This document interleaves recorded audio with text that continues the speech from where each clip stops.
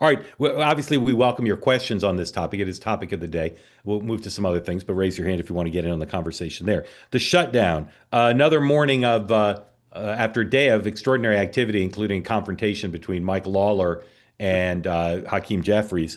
Another morning and into the day of lots of appearances on media, press conferences of the leaders, all still trying to frame things. Everybody continues to say perhaps something will change with the paychecks being cut off and with air traffic control issues.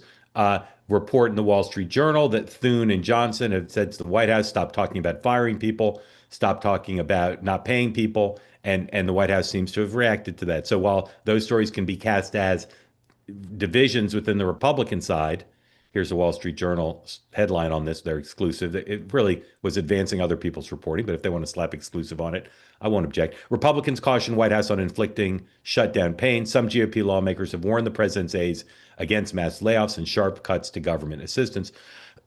Again, you could do this from the Republican point of view at half full or half empty. Half full is they're coordinating, and when the president freelances a little bit and they ask him to dial back, he does.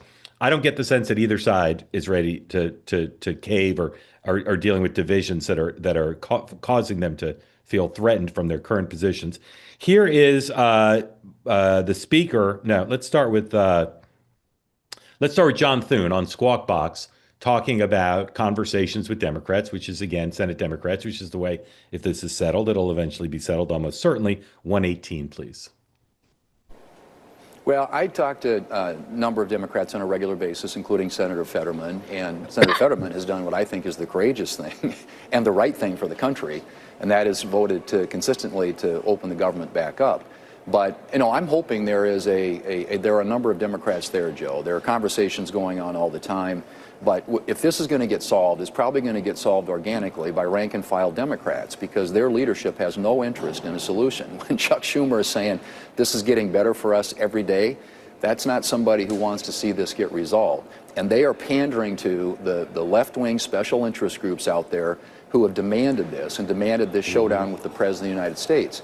And so we've got a bill, as I've said, that's passed the House, that's sitting at the desk in the Senate that we could pass today, put it on the President's desk, he would sign it into law, and this shutdown whole fiasco ends, and people can get back to work, and we can start paying the federal employees who are starting to miss paychecks.